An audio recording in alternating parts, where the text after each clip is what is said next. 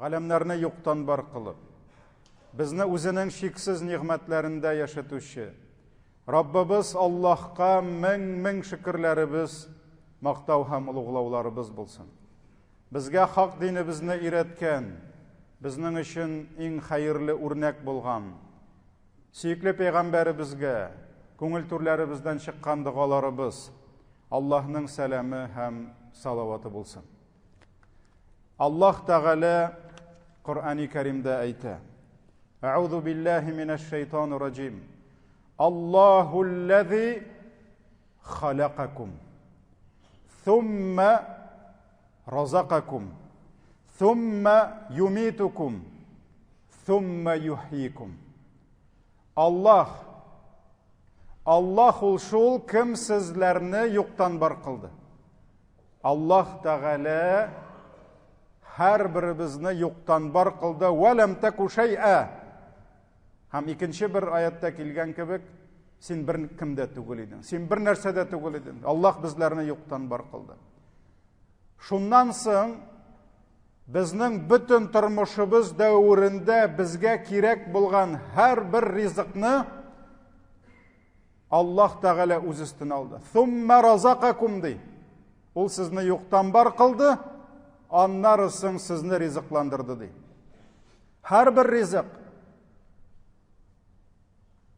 һәр бер безгә килә торган байлык, нигъмәт барысы да Аллаһтан. Ва ма бикум мин ни'ма фа мин Аллаһ. Аллаһ Qur'an-ı Kerim'дә нәрсә ди? Сездә нинди генә нигъмәт булмасын, кулыгызда, кисәгездә, иегездә, анда басып торган атыгыз, бара торган эшегез, саулык, сәламәтлек, тауфик, хидаят, Аллаһ нәрсә ди? Фа мин Аллаһ. Белегез, булар бөтенесе дә Аллаһтан ди. Син акыллы булганга гына түгел, син күп тырыш булганга гына түгел, акылны да тырышлыкны да Аллаһ бирә. Thumma razaqakum. Ул сезләрне ризыгыннан ризыкландырды ди. Thumma yumitukum. Дөнья тормышы ничек кенә күңелебезгә үтеп кирсә дә, ничек кенә яшәргә яратсак та, әҗәл дигән нәрсә безнең дөньябызны өзә. Шуңа күрә Аллаһ нәрсә ди? Thumma yumitukum. Шуннан соң Аллаһ сезне ди мәйит итә ди. Аллаһ умертвляет вас ди. Аллаһ Тәгаләнең әмере белән үлем фәрештәсе килә. Әлегә үлем фәрештәсе белән килеш алган бер мәхлук та юк. Бер кемнән дә ул кире кайтып китмәде. Жан ала һәм аны Аллаһка алып кайта. Thumma yuhyikum ди. Үлгәннән соң Аллаһ сезне яңадан терелтәчәк ди. Һәр беребез кыямәт көнендә каберләребездән кубарылып, Раббыбыз каршына килеп басачакбыз. Һәм яшәгән тормышыбыз өчен Аллаһ Тәгалә безгә биргән шиксез нигъмәтләр өчен һәр беребез дә җавап тотачакбыз. Аллаһ биргән гомерне нәрсәгә сарыф иттең? Яшьлегеңне, саулыгыңны нәрсәгә тоттың? Ничек Аллаһка шөкер иттең? Ничек Раббыңа гыйбадәтеңне кылдың? Шушы һәм башка кылган эшләрең, әйткән сүзләреңә кадәр Аллаһ каршында җавап бирәчәксең. Һәм Аллаһ Тәгалә әйтә: "Хәл мин шуракаикум ман яф'алу мин заликум мин шайди." Менә бу Аллаһ санап киткән әйберләр, Аллаһ безне юктан бар кыла. Безгә һәр бер нигъмәтне бирә, соңыннан үтерә һәм үз каршына кайтара. Аллаһ Тәгалә әйтә: "Сез табынган путлар, ялган иләһләр берәрсе шушы әйберне эшли аламы?" ди. Кемдер кояшка табынган, кемдер ниндидер йолдыздан өмет иткән, кемдер кайчандыр хәерле булган бәндәнең сурәтен ясап, шуңа табынып гомерен үткәргән. Кемдер фәләнович өчен намусын, динен саткан, шуңа ярыйм дип. Кемдер акча кылы булган, һәм башка. Аллаһ Тәгалә әйтә: "Менә сез табынган шушы ялган иләһләрегез берәрсе шушы эшне эшли аламы?" ди. Нәрсәнедер юктан бар кыла аламы? Кемнедер ризыкландыра аламы ди? Бу Рум сүрәсе 40 аят. Җир йөзендә яшәүче һәркем диненә карамастан, милләтенә карамастан, яшенә карамастан үзенең дөньядагы ризыгын, кадерле булган насип өлеш дигән сүз, өлешен кайгырта. Һәм шушы насибы өчен тешләре белән ябышып көрәшә һәм сугыша. Үзенең карынын, корсагын кайгырту бөтен кешене борчый. Барысын да чаптыра, барысын да йөгертә. Бер яктан кешеләр ризык эзләүдә берләшәләр, ярдәмләшәләр. Икенче яктан җир өстендә күпме кан кыела. Күпме кешеләр рәнҗетелә.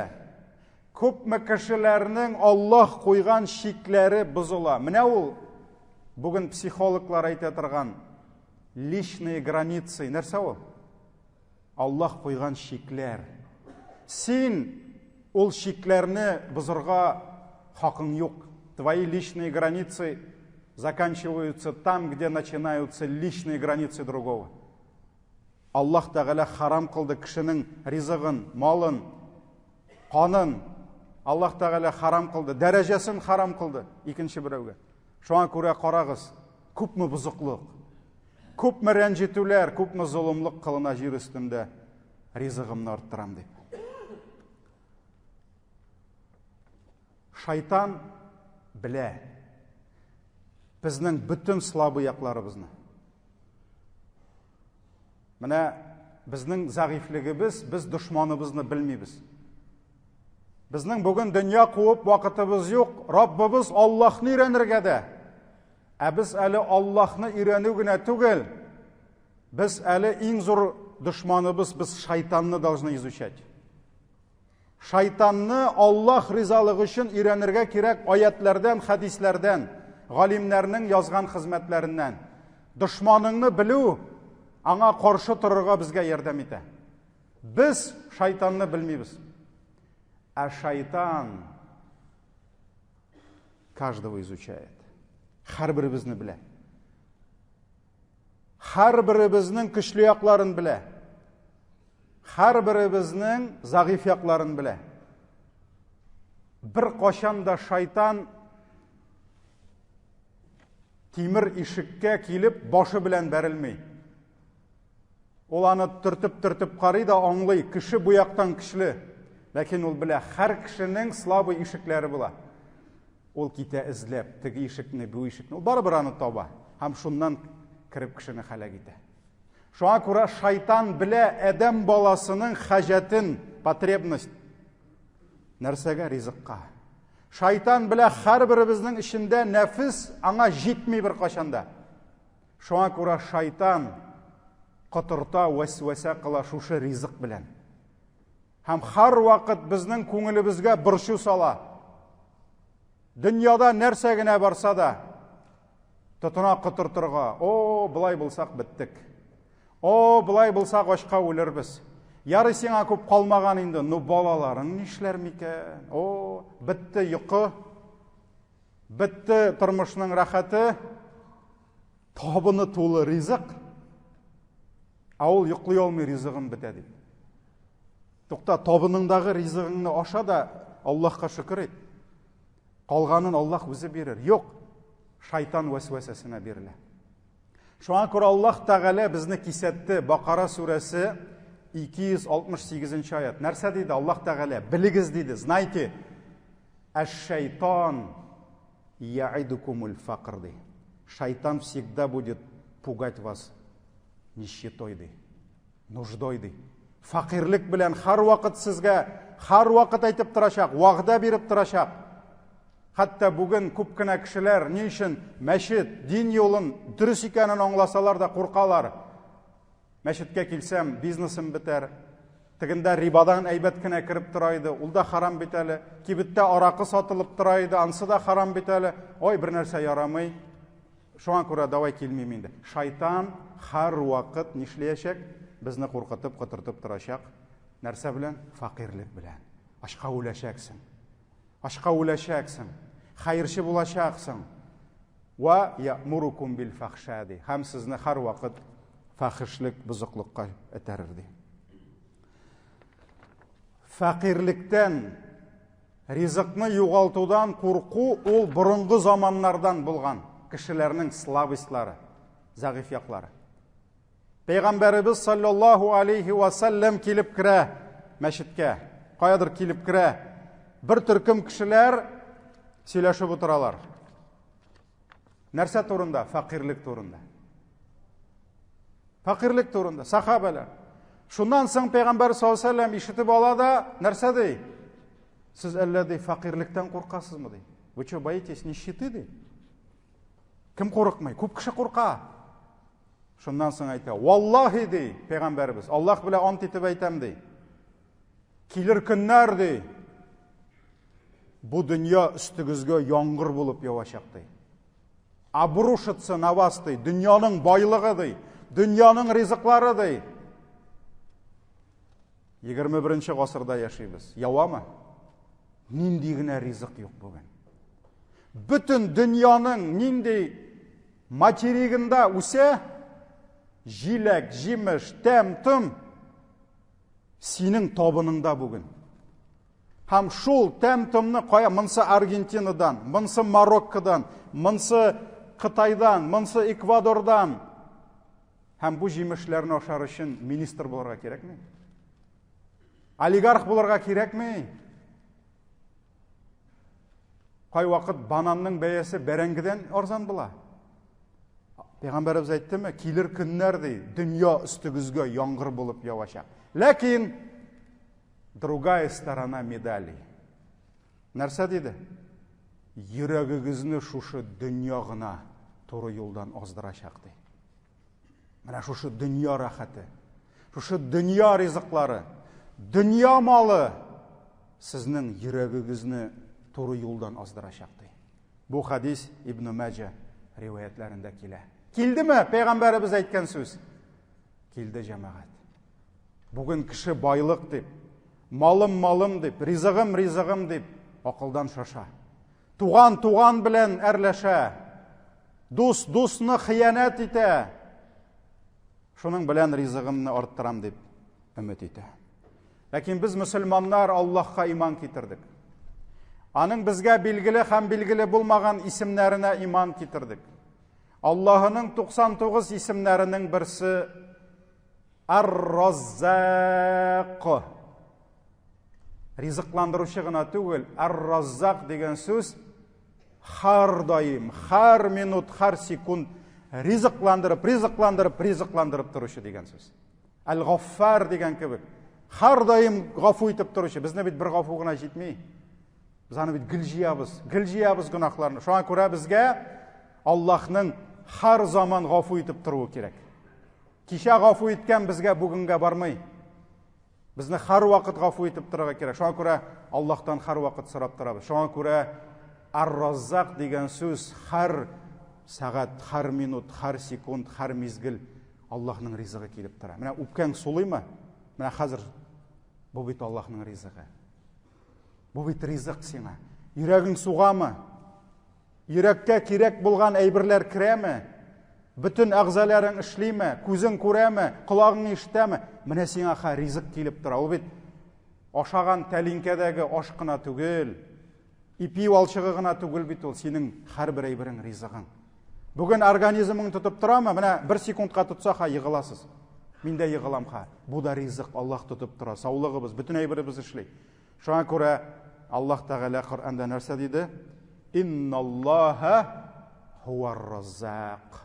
Аллаһ ди һәр мизгел ризык биреп торучы ди. Зарият сүрәсе 58-нче аят. Ва ма мин даббатин фил ард. Аллаһ Тәгалә 2-нче бер аятта әйтә, Худ сүрәсе 6-нчы аят. Җир өстендә нинди генә җан иясе булмасын ди. Русчасында да бераз әйтеп киттек шуны. Нинди генә җан иясе булмасын. Кешеләр генә түгел бит. Без башыбызга да сыйдырып бетерә алмаган хайваннар дөньясы. Кім біле қазанда неше құш болғанны? Аллах біле. Біз біріміз де білмейміз. Кім біле басу қырларда көпме аюлар, бүрілер яшаганны? Аллах біле. Кім біле йылғаларда, деңгіз океаннарда көпме жан иелері яшаганны? Аларға да har doim ризық керек.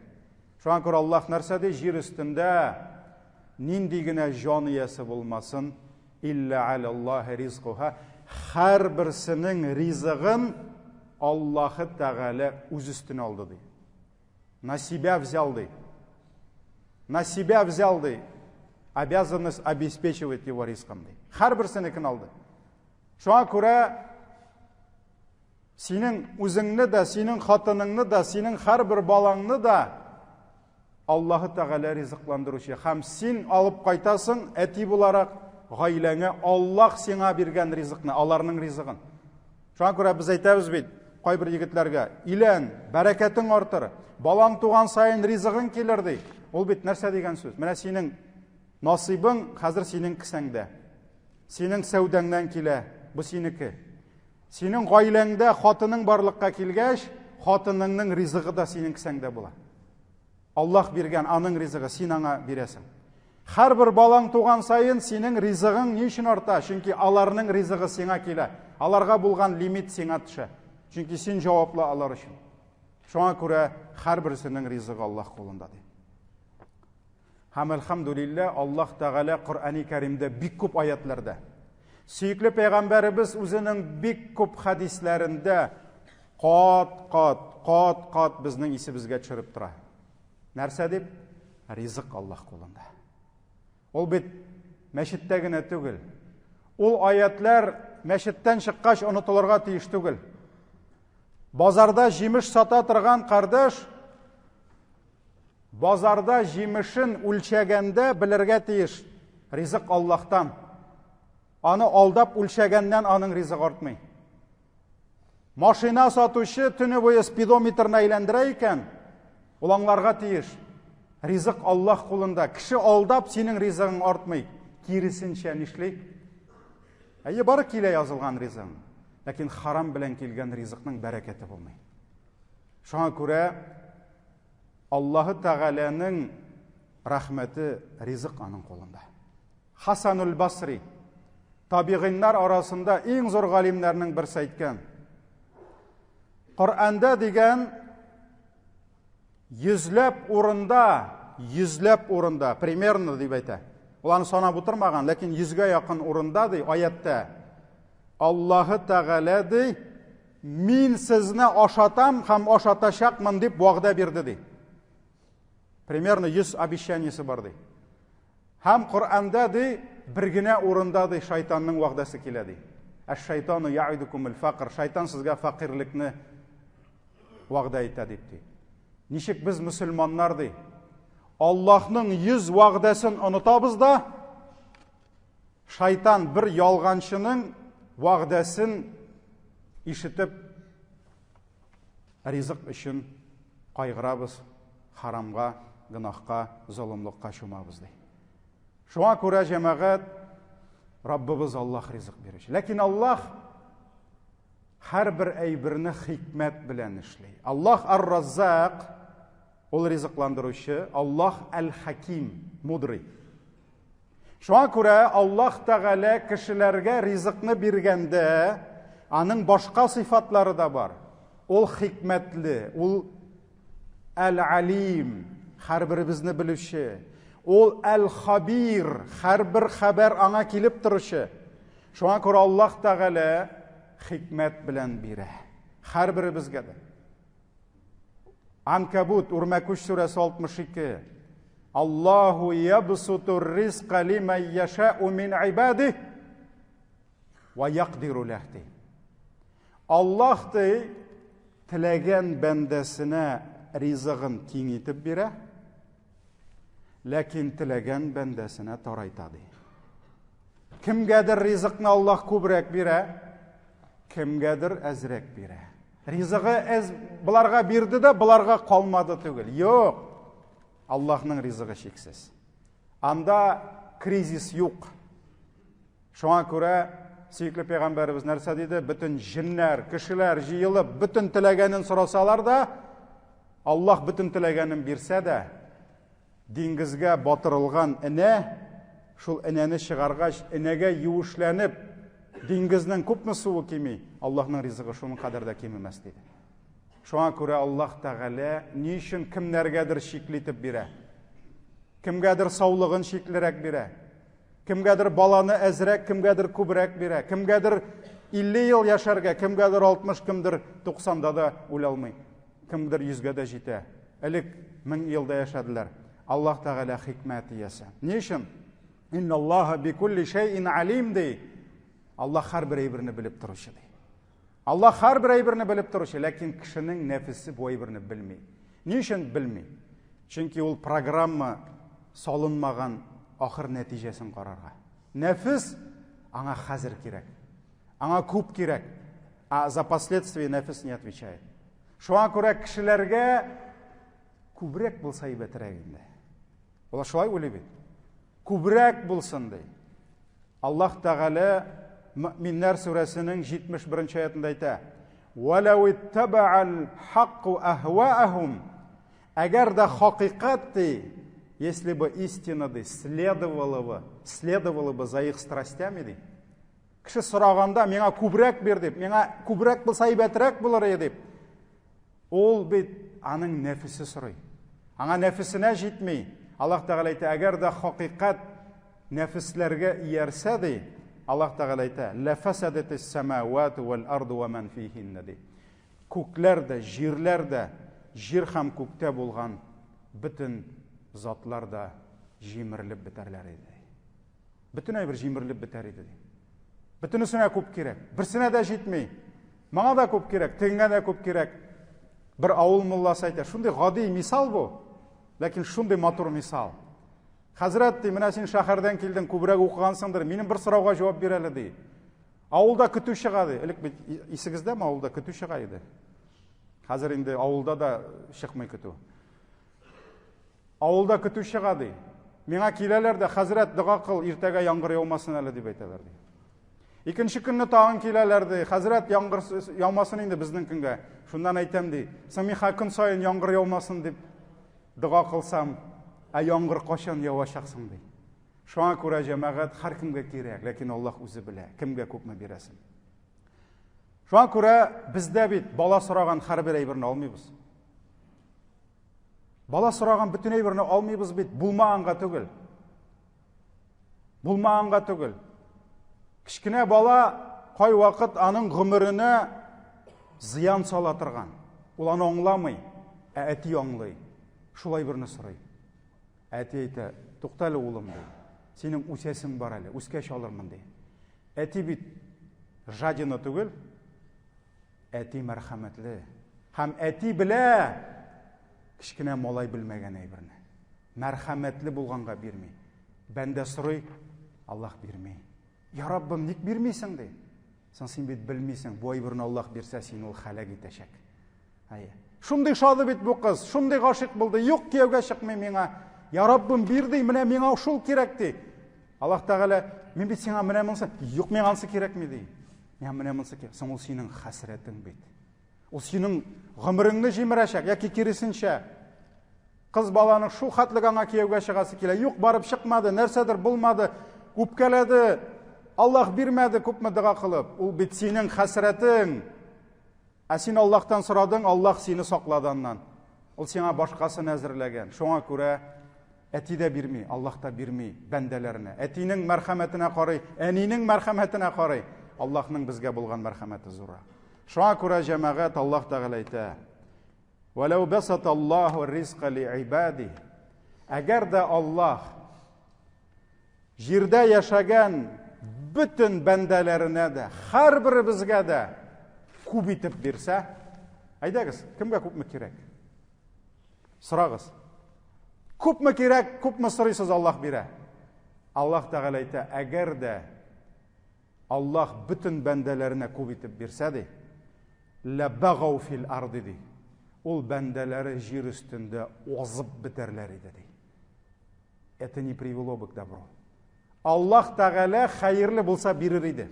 Жәннәттә синең ақылыңа, синең зихенеңә, хыялыңа сыймаган әйберләрне бирәчәк. Сен дә сорый алмаячаксың, чөнки синең башыңа сыймаган әйберләрне Аллаһ бирәчәк. Ә бу дөньяда Аллаһ Тәгалә бирмәй. Ни өчен? Чөнки анда хәерлелек юк. Ла багау фил арди ди. Аллаһ Тәгалә әйтә, алар җир өстендә бузып бетәрләр иде, бузылып бетәрләр. Валакин юназзилу биқадари ма яшади. Шуңа күрә Аллаһ Тәгалә ул күпме тели, син түгел. Син түгел, Аллаһ күпме тели сиңа шуның кадәр бирә ди. Ни өчен шулай бирә? Иннаху биибадихи хабирун басир ди. Чөнки ул һәрберегезне белә ди. Ул белә кемгә күпме бирәсен. Ул белә кемгә кайчан бирәсен. Менә сиңа бүген кирәк. Я Раббым, бир миңа бүген, менә хәзер кирәк. Ә син каян беләсең аны сиңа бүген кирәк икән? Ул сиңа бүген түгел. Ул сиңа 3 көннән соң кирәк. Аллаһ сиңа 3 көннән бирәчәк. Өметеңезме? Аллаһка тапшыр. Бу булды Шура сүрәсе 27-нче аят. Әлхәмдүлиллаһ дейик. Аллаһның мең шөкерләр булсын Раббыбызга аның биргән ризыклары өчен. Шушы яшәгән тормышларыбыз өчен Аллаһка шөкер итик. Һәрбер ризыкның бәрәкәтен сора. Менә бәрәкәт артык булмый бер качанда. Чөнки бәрәкәт ул аның шатлыгы, ул аның сөенече. Баракаллаһу лана ва лакум фил Qur'анил азим ва нафa'на бил аяти ва зикрил хаким. Иннаху хувал гафурур рахим.